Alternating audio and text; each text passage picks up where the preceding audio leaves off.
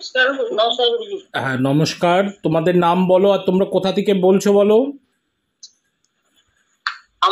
আমার নাম হচ্ছে রতন বিশ্বাস, হুগলি থেকে বলছি। হুগলি আমি থেকে। আগে একবার আপনাকে দেখেছিলাম। আচ্ছা, ঠিক আছে। না হলো যে ওইখানে একটা লাল চুড়ির মতো আছে এবং গোলাপি কালার এবং পাশাপাশি একটা লাল রঙের জিনিস আছে এবং গাড়ির জিনিস খারাপ রয়েছে। তাও কি রতনবাবু পাওয়া গেল ওখানে খুঁজে একদম উত্তর দিকে? হ্যাঁ, ঠিক ঠিক পাওয়া ঠিক, গেছে। একদম। লাল ড্রেস পরে লক্ষ্মীর পাঁচালি থাকবে এবং বইটা একটু ভাঁজ করা, এবং তাই আছে তো রতনবাবু? হ্যাঁ, একদম তাই আছে।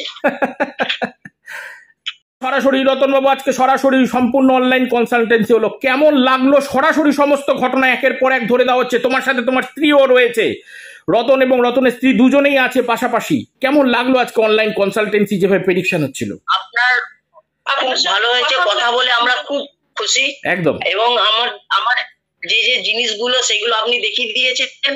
একদম এটা আমি আরো ঠিক ঠিক ঠিক ঠিক আছে। রতনবাবু এবং রতনবাবুর স্ত্রী এবং রতনবাবুর মা সকলে ভালো থাকো, আনন্দে থাকো, এবং বোনও, এবং যেই দুই বোনই কথাই বলছি আমি, সবাই ভালো থাকো, আনন্দে থাকো, সুখে থাকো। জয় মা।